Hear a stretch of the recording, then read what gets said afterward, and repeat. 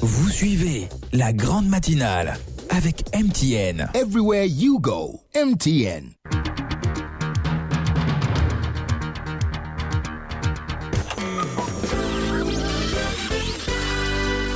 Il est 6 heures.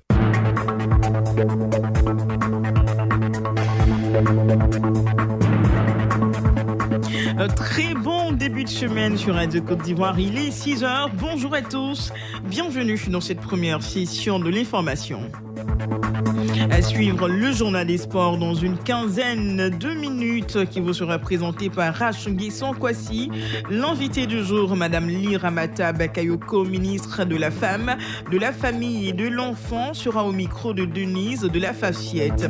Et puis à 6h30, Jérôme Kwaku sera avec vous pour vous donner la parole sur les avancées concernant le cancer du sein. Mais d'abord, le journal, c'est avec vous, Martha Kissi. Bonjour. Bonjour Adassa, bonjour à tous. Toute l'actualité ce matin. Terminé les jours de calvaire des usagers de la route Odiene-Bundiali. Après plusieurs décennies d'attente, ce tronçon de plus de 100 km est enfin bitumé et vient d'être inauguré par le chef de l'État en visite familiale.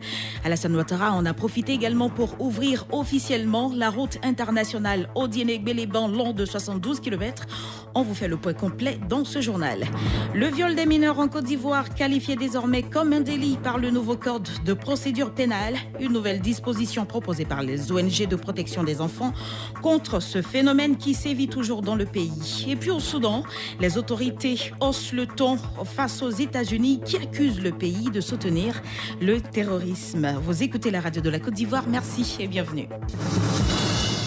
Et on ouvre ce journal sur la visite familiale du chef de l'État dans le nord de la Côte d'Ivoire qui a pris fin hier. Une tournée pleine d'activités à Dassa pour le président de la République qui a inauguré samedi la route internationale Odiene-Gbeleban, environ 800 km d'Abidjan dans le nord du pays.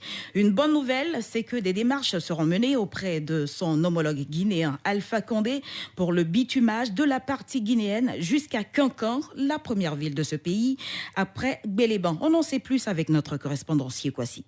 La route Odiene-Gbeleban, longue de 72 km, représente un vrai cordon ombilical entre les deux pays frères, la Guinée-Conakry et la Côte d'Ivoire. Malheureusement, par le passé, il fallait plus de 3 heures pour la parcourir avec son corollaire de désagréments sur le développement tant national qu'international. Aujourd'hui, cette route est là, toute coquette, praticable à souhait avec son décor naturel fascinant. En livrant cette route aux populations du Kabadougou, le chef de l'État vient de poser encore un autre axe social de haute portée. C'était pas facile.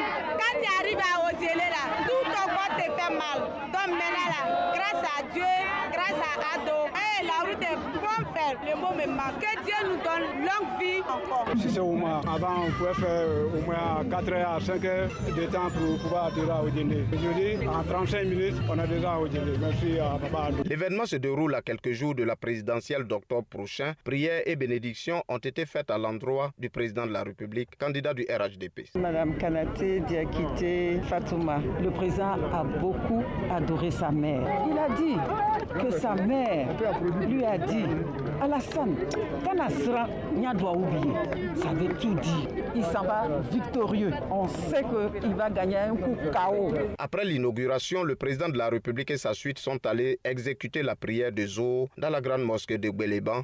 Principale sollicitation auprès d'Allah, un climat électoral paisible pour le bonheur des populations ivoiriennes. Kwasi, Aekpa, Louis Valentin Kwasi, Gbeleban, Radio Côte d'Ivoire. Le bitumage de cette route internationale Odiene-Gbeleban est une promesse ténue. Oui, c'est une promesse de campagne faite en 2015 par le chef de l'État, Alassane Ouattara. Et voilà, c'est fait. Pour s'assurer de la bonne exécution des travaux, il a effectué lui-même le déplacement Odiene-Gbeleban par la route. Alassane Ouattara à sa descente de voiture. Avant, il fallait 4 heures pour aller d'Odiene à Gbeleban. Aujourd'hui, il faut 45 minutes. Certains le font même à moins de cela. Cette route est importante. C'est une belle voie. Je l'ai pratiquée moi-même et elle permet d'aller jusqu'en Guinée. Et d'ailleurs, je vais intervenir auprès de mon frère et ami, le président Alpha Condé, pour qu'il puisse bitumer côté Guinée pour améliorer le commerce entre donc, la Côte d'Ivoire et la Guinée.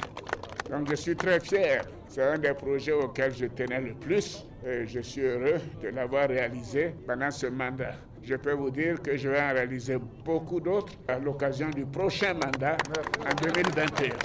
Et puisqu'on parle de déplacement, fini le calvaire des usagers de la route Odiéné-Boundiali. Le tronçon entièrement bitumé a été également inauguré hier par le chef de l'État.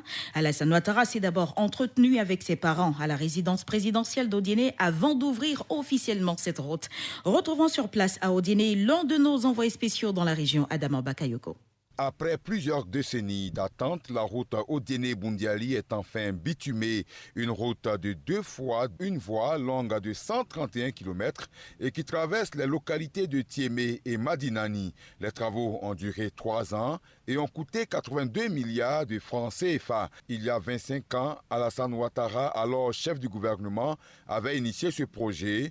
L'actuel président de la République en est fier. Quand j'étais Premier ministre en 1993, quand j'ai fait le budget de l'année 1994, cette route avait été incorporée.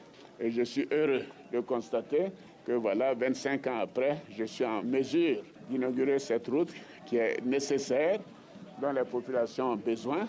Et ça donne la fluidité et ça permet d'aller beaucoup plus vite. J'ai comme ambition de relier toutes les capitales départementales. Dans le district du Denguélé, les choses avancent bien. Plusieurs axes reliant les régions environnantes sont en chantier. Amédée Kouakou, ministre de l'équipement et de l'entretien routier. La liaison entre Odiéné et Touba existe et est bitumée. La liaison entre Odiéné et Minignan, qui est la capitale du Folon, est en cours de réalisation dans le cadre du projet Odiéné-Minignan frontière Guinée et Odiéné-Samatigla frontière Mali. En termes de liaison avec les capitales régionales environnantes, il ne restera que la liaison Odiéné-Diolaté-Dougou-Séguéla, longue d'environ 250 km. Le chef de l'État a également promis 10 km de bitume à l'intérieur de la ville d'Odiéné à compter de 2021. Adama Bakayoko, Djoman Stéphane, Odiéné, Radio Côte d'Ivoire. Et puis, la jeunesse du district des Savanes a rendu un hommage hier à l'ex-premier ministre Amadou Gon Coulibaly. C'était au cours d'une cérémonie au stade municipal de Korogo, en présence de plusieurs membres du gouvernement et responsables du RHDP. Les jeunes se sont engagés à cultiver les valeurs de paix, de travail, d'humilité qu'incarnait l'ex-premier ministre. Ils ont promis poursuivre dans la droite ligne de celui qu'ils appelaient affectueusement le lion, en vue de faire toujours triompher le RHDP. Le récit de Tiemoko Derasuba, notre envoyé spécial à Korogo. Ils sont venus des 4 coins du district des Savanes pour magnifier leur reconnaissance à Amadou Gon Coulibaly, rappelé à Dieu le 8 juillet dernier. Une initiative de la jeunesse de la région soutenue par plusieurs cadres du RHDP. Amadou Gon Coulibaly était un homme exceptionnel, travailleur et a vécu utile à entendre les organisateurs de cette cérémonie. Une utilité qui a servi toute la Côte d'Ivoire en général et la région des Savanes en particulier. Pour cette jeunesse, l'esprit AGC doit demeurer et être perpétué malgré le deuil qui se sentait encore dans les propos de plusieurs intervenants. En organisant cette cérémonie, la jeunesse du nord de la Côte d'Ivoire a voulu, en plus d'honorer la mémoire de l'illustre disparu, témoigner également leur engagement au président Alassane Ouattara pour les batailles futures. Coulibaly Gédéon, président de la jeunesse des Savanes. Un sentiment de remerciement et de reconnaissance à l'endroit de toute la jeunesse du district des Savanes qui vient, si besoin était encore, de démontrer aux yeux du monde entier que Korogo est uni derrière Amadou Gon Coulibaly, que Korogo est uni derrière son fils et que le district des Savanes, comme un seul homme, accompagne son mentor, son fils Amadou Gon Coulibaly, et il instituera cette journée comme une journée qui devra être répétée. C'est une institution et nous entendons les présidents et l'ensemble des jeunes du district faire en sorte de donner une suite à cette démarche-là. Plusieurs ministres du gouvernement ont à tour de rôle mis en exergue les qualités de leur ancien patron. Parlant de l'actualité politique, ces cadres du RHDP ont précisé que l'élection présidentielle a bel et bien lieu le 31 octobre prochain. Pour ces responsables du rassemblement des oufouettistes pour la démocratie et la paix, aucune transition politique n'est envisageable. Tiemoko Derasuba, Korogo, Radio Côte d'Ivoire. Ils sont venus en très grand nombre au stade de Korogo, les jeunes qui ont rendu un hommage digne de leur modèle Amadou Gon Coulibaly. Je vous propose d'écouter quelques-uns. Le premier que vous allez entendre est Charles Niaoré, le député de Boaké. La Force 2015 a été le premier mouvement en son temps à proposer Amadou Gon Coulibaly pour venir après Alassane Ouattara. C'est dit que entre Amadou Gon Coulibaly et nous, c'est vraiment un pacte de paternité, c'est un pacte de fidélité, c'est un pacte qui allait au-delà de l'aspect politique. En venant ici à Korogo, il s'agit pour nous de venir avec les zones de la région du Poro, rendre hommage à l'illustre disparu et surtout, à partir de cet hommage, dire que l'esprit Amadou Gon Coulibaly doit pouvoir nous habiter, de sorte à accompagner les actions de notre unique boussole Alassane Ouattara, afin donc de donner à la Côte d'Ivoire ce que nous recherchons tous, c'est-à-dire l'émergence qui serait au profit de tous les Ivoiriens sans exception. Connais Aminata, je suis très contente. Par la réaction de Gédéon, il a eu l'idée à organiser avec les parrains. Nous remercions Papa AGC. Vraiment, il est parti, il a réalisé quelque chose pour nous. On dit à sa famille Yako que son âme repose en paix. L'actualité, c'est également 30 cellules civilo-militaires qui ont reçu des dons du secrétariat du Conseil national de sécurité. Il s'agit de 54 bâches, 2700 chaises, 27 appareils de sonorisation, du matériel informatique. À cela s'ajoutent des kits sanitaires anti-Covid-19. Une contribution à l'organisation de la présidentielle prochaine. Ce geste d'une valeur de plus de 71 millions de francs CFA a été possible grâce à un appui financier du PNUD. Et la remise symbolique a eu lieu à la primature. Arsène Assandé, au nom du PNUD, souligne que ce soutien au secrétariat du CNS vise à la consolidation de la paix en Côte d'Ivoire. Cette présence du PNUD aux côtés du secrétariat du Conseil national de sécurité s'inscrit dans le cadre global des appuis à la consolidation de la paix et de la gouvernance participative en Côte d'Ivoire à travers le renforcement du niveau d'implication des communautés de base, des autorités administratives et des forces de sécurité dans ce processus de consolidation de la paix. Je voudrais donc saluer, au nom du représentant résident adjoint du programme au PNUD, cette franche collaboration entre nos deux institutions dans cet important processus de renforcement de la confiance entre les forces de défense et de sécurité et les populations. Au regard de l'actualité sociopolitique, il demeure impératif de poursuivre et renforcer les efforts pour la prévention des conflits en vue de consolider les acquis de la paix en Côte d'Ivoire. Un mot de politique à présent. La délégation départementale du RHDP de Botro vient de lancer une série d'activités dans le Béquet. Plusieurs cadres de ce parti ont rencontré les militants pour échanger avec eux sur les stratégies à mettre en place avant le scrutin présidentiel du 31 octobre prochain. Des moyens de locomotion ont été mis à disposition de ces militants afin d'investir le terrain pour la victoire de leur candidat Alassane Ouattara. Des précisions du délégué départemental RHDP de Botro, Jacques Assaoré-Konon. Cette tournée s'inscrit dans le cadre de la pré-campagne. Il s'agissait pour nous de visiter nos parents, leur vendre le RHDP, le programme de société de son candidat et faire en sorte qu'au moment de la campagne, notre tâche soit davantage facilitée. Alors, on retient que nos parents sont réceptifs. Tout le monde indique que la zone du Béquet est une zone difficile, mais en fait, nos parents ont besoin de choses concrètes, de savoir ce qu'on veut faire pour la population, bien sûr, et de dire ce qu'on entend faire. Donc voilà un peu le message qu'on leur a passé. Et partout où nous sommes passés, nous avons constaté une forte adhésion de nos parents. C'est un peu ce qu'on peut retenir de cette tournée. Marthe, avoir un modèle est aussi un gage de réussite. Oui, c'est en cela que la Fédération des élèves et étudiants pour le développement du Tonpi a choisi le ministre de la Sécurité et de la Protection civile pour être le parrain de la célébration des meilleurs élèves et étudiants de l'année scolaire et estudiantine dernière. Les méritants, au nombre de 35 qui ont réussi avec brio aux examens du CEPE, BEPC, BAC et examens supérieurs, ont reçu des bourses et kits scolaires de la part de leurs parrains, le tout d'un montant de 2 500 000 francs CFA. Il les a exhortés à tous au travail bien accompli tout en fustigeant le comportement des personnes qui instrumentalisent la jeunesse. On écoute Dumondé Vagondo. Ne vous laissez pas utiliser par des gens qui sont en mal d'inspiration. Parce que c'est vous qu'on utilise, mais c'est votre avenir qu'on hypothèque. Si en 1972, moi j'avais été utilisé comme ça, je suis sûr que je ne serais pas ministre aujourd'hui. Parce que je ne serais pas allé à l'école, je n'aurais pas pu faire les cours, les professeurs ne m'auraient pas enseigné, ainsi de suite. Je serais aujourd'hui peut-être un clochard, quelqu'un qui n'a pas de boulot. Aujourd'hui, notre jeunesse est prise en otage par des gens qui ne pensent pas à l'avenir de cette jeunesse et qui lui demandent de défier l'autorité de l'État. Nous, quand on était jeunes, ce qu'on nous appelait, c'est l'obéissance à nos parents. C'est l'obéissance aux lois de la République. C'est l'obéissance à tout ce qui incarne cette République. Je souhaite que parmi ces enfants-là, il y ait des ministres, des préfets, des directeurs généraux. Une nouvelle disposition dans la protection des mineurs contre le viol en Côte d'Ivoire. L'émission Ça nous intéresse a abordé la question hier. Des solutions pour freiner ce phénomène qui a défrayé la chronique en 2019 afin de protéger la petite enfance ont été proposées par des responsables d'ONG spécialisés dans la lutte contre le viol des mineurs invités sur le plateau. Le nouveau code de procédure pénale qualifie le viol des mineurs comme un délit. Des précisions de Tano Alida sur cette nouvelle disposition. Elle est spécialiste en droit humain et chef de projet APEI, accord de partenariat économique intérimaire. Le mineur dans la loi ivoirienne est défini comme tout être humain qui n'a pas encore 18 ans.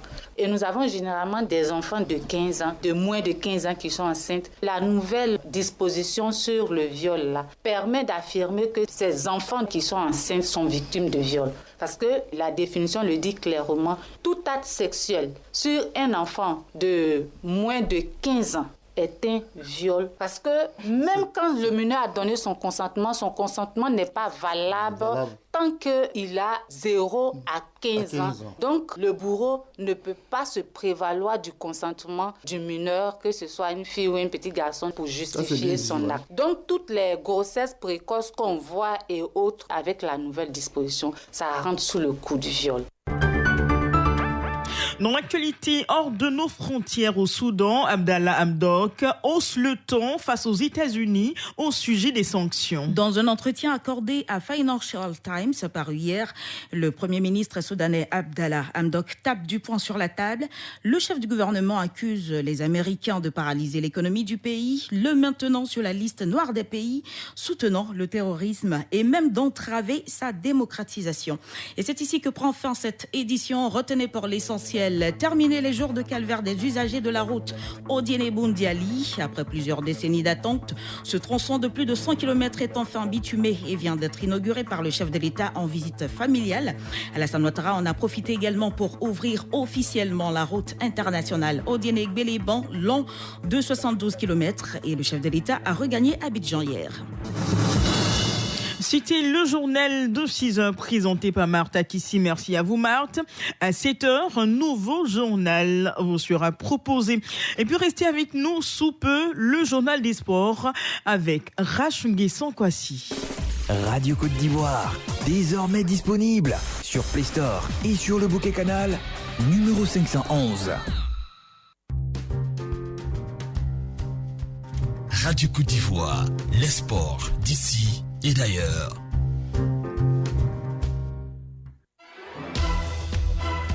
Le journal des sports, Rach Nguessan Kwasi. Du basketball, du tennis et du football, tels sont les meubles de la page des sports dressée par Rach Nguessan Kwasi. Bonjour. Bonjour Alassane.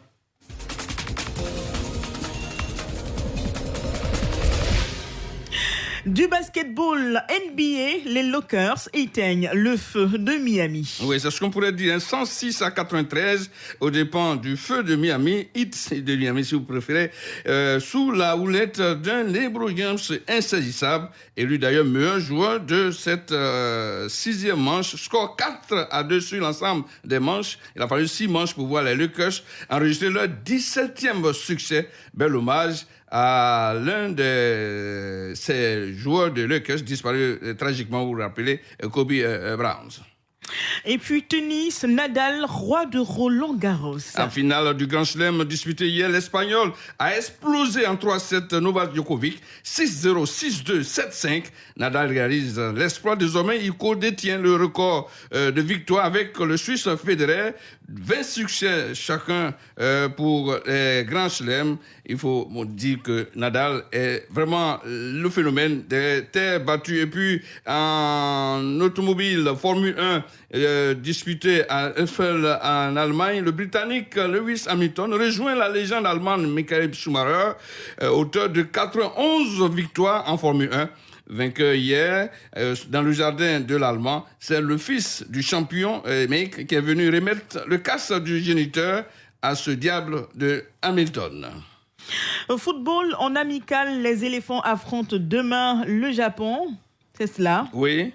Et voilà, quel éléphant ce mardi, Rachel Nguessan Kouassi? Ce match représente beaucoup pour Baumel, le sélectionneur ivoirien, lui qui n'a vu voir le profit de sa sélection que vers les 10 dernières minutes de Côte d'Ivoire-Belgique. En jetant les jeunes à la tâche, Baumel a donné un rythme au jeu, fait de dédoublement d'accélération, surtout avec un libéro d'attaque nominal en la personne de Christian Kwame. Ce système à 3 têtes est plus élastique, percutant même, il met en exergue Zaha et Pépé. Si les éléphants veulent avancer vers les buts adverses japonais, Baumel devra reposer ses Sérédier, trop fatigué, trop défensif, commettant des fautes inutiles. Le remplacer donnerait de l'agréation au jeu dans le secteur médian. En défense, Bailly devrait lui aussi attendre au profit d'un plus frais, d'un plus élégant dans la relance. Baumel sera donc en attraction, on dirait Botes pour Baumel, dans ce Côte d'Ivoire-Japon prévu pour ce mardi. Toujours en football, en Ligue des Nations, triste et terne France-Portugal. Hier, sous le score de 0-0, un match nul pour un match d'un résultat nul, 0-0. Il fallait vite oublier ce match. Cependant, Cristiano et ses camarades sont en tête de cette poule, avec, bien sûr, avec la France. En point demi, il y a un certain France-Croatie, vainqueur de la Suède, 2-1. Pareille forme a foutu le camp chez nos amis de Pays-Bas qui calent en Bosnie. Score 0-0. Notamment, dans cette forme, il faut noter que les Anglais se portent bien.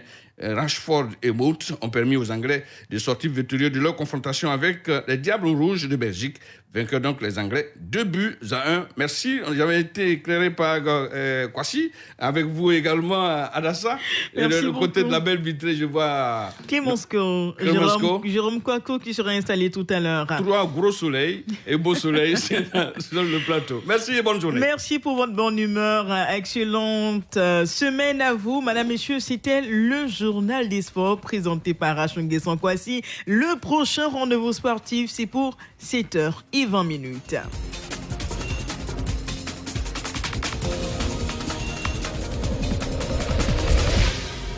Un drame s'est produit il y a quelques semaines dans la commune d'Abobo. Une jeune fille âgée de 15 ans et mariée de force aurait assassiné son conjoint. Face à cette situation, le ministre de la Femme, de la Famille et de l'Enfant s'est prononcé. Li Ramata Bakayoko est reçu par Denise de la Fafiette. L'invité du jour. Madame le ministre, bonjour. Face à ce drame, quelle est la réaction de votre ministère ? Nous déplorons ce drame qui, à mon sens, aurait pu être évité. Ce sont 2 destins brisés, une perte en vie humaine et puis, je dirais, une enfance volée. Et le ministère de la Femme, de la Famille et de l'Enfant met un accent particulier à la protection des enfants, notamment contre les mariages forcés. Et pour ce faire, le gouvernement a mis en place un certain nombre de dispositifs, c'est-à-dire que l'âge du mariage est à 18 ans. Donc, il faut éviter de marier les enfants avant cet âge. Et puis, en plus, l'école est obligatoire jusqu'à l'âge de 16 ans. Tous ces éléments, toutes ces dispositions, c'est pour que nos enfants soient protégés, nos enfants puissent faire leur enfance et devenir des adultes pour que le développement de la Côte d'Ivoire se poursuive. Vous parlez de dispositifs mis en place pour éviter le mariage forcé, mais on constate que cette pratique perdure. Oui, c'est vraiment triste et ce que vous dites est juste, mais c'est pour cela qu'il faut que chacun joue son rôle. L'État joue son rôle pleinement, pas de mariage avant 18 ans, l'école obligatoire de 6 à 16 ans. Et également, nous avons mis même une ligne verte à l'enfant en détresse pour les cas d'alerte, pour que nous puissions être alertés. C'est un système de veille pour prévenir donc les mariages précoces, pour prévenir toute violence faite aux enfants.